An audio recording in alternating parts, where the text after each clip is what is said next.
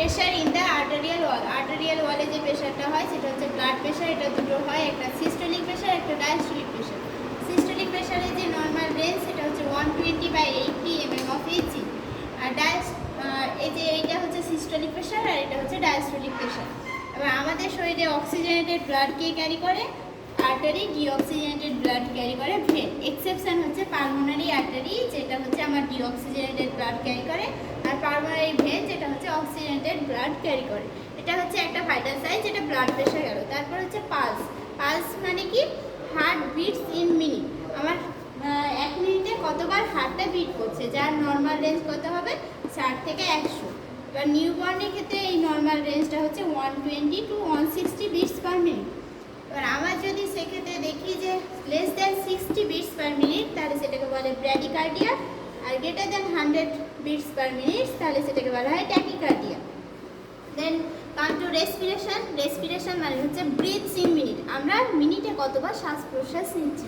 এর normal range হচ্ছে আমাদের 12 থেকে 20 বিআরএস পার মিনিট। যদি আমি দেখি যে 12 কম আছে, তাহলে সেটাকে বলা হয় ব্র্যাডিপিনিয়া। আর যদি 20 বেশি থাকে, সেটাকে বলা হয় ট্র্যাকিপনিয়া।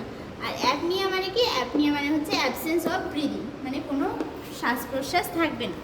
দেন কাম টু টেম্পারেচার। টেম্পারেচারের নর্মাল রেঞ্জ যদি দেখি আমি 97.6 degree Fahrenheit to 98.6 degree Fahrenheit.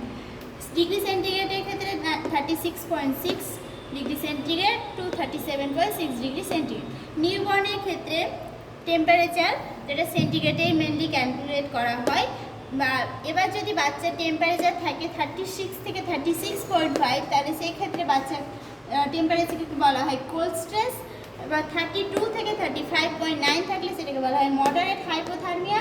R less than 32 degree centigrade থাকলে সেটাকে বলা হয় severe hypothermia. Then come to oxygen saturation. Oxygen স্যাচুরেশনের নর্মাল রেঞ্জ হচ্ছে আমার 96 থেকে 99%। অ্যান্ড নিউবর্নের ক্ষেত্রে এটার পার্সেন্টেজ হয় 89 থেকে 95%। এবার নিউবর্নের ক্ষেত্রে আমার এখন একটা নতুন স্ক্রিনিং করা হয়, যেটাকে বলা হচ্ছে রেটিনোপ্যাথি স্ক্রিনিং। বাচ্চার রেটিনাতে কোনো রকম সমস্যা হয়েছে কিনা সেটা জানার জন্য। Then come to sugar level. Sugar লেভেলের ক্ষেত্রে 3 রকমের করা হয়। একটা হচ্ছে নর্মাল, একটা প্রি ডায়াবেটিক, একটা ডায়াবেটিক। নর্মালের আবার এগুলো ভাগ করা হয়েছে কখন কিভাবে মেজার করা হচ্ছে। একটা হচ্ছে fasting, then after eating, 2 to 3 hour after eating. ঠিক আছে। নর্মালের ক্ষেত্রে আমার রেঞ্জ যদি দেখি, তাহলে সেক্ষেত্রে ফাস্টিংয়ের ক্ষেত্রে নর্মাল রেঞ্জ হচ্ছে 80 থেকে 100। আফটার ইটিংয়ের নর্মাল রেঞ্জ হচ্ছে 170 থেকে 200 mg/day। 2 to 3 আওয়ার আফটার ইটিংয়ে হচ্ছে 120 to 140 mg/day। Then come to pre diabetic stage, যে ক্ষেত্রে আমরা বুঝবো যে এবার এরপরে যদি মেনটেন না করা হয়, তাহলে সেক্ষেত্রে ডায়াবেটিস ডেভেলপ হতে পারে। এক্ষেত্রে নর্মাল রেঞ্জ কত আমার? ফাস্টিংয়ে 101 থেকে 125। আফটার ইটিংয়ে প্রি ডায়াবেটিক্সের রেঞ্জ হচ্ছে 190 থেকে 230। 2 থেকে 3 ঘন্টা পরে রেঞ্জ হচ্ছে 140 থেকে 160। দেন কাম টু ডায়াবেটিক। যদি আমি দেখি ফাস্টিংয়ে ব্লাড সুগার লেভেল 126+, তাহলে সেটাকে বলবো ডায়াবেটিস।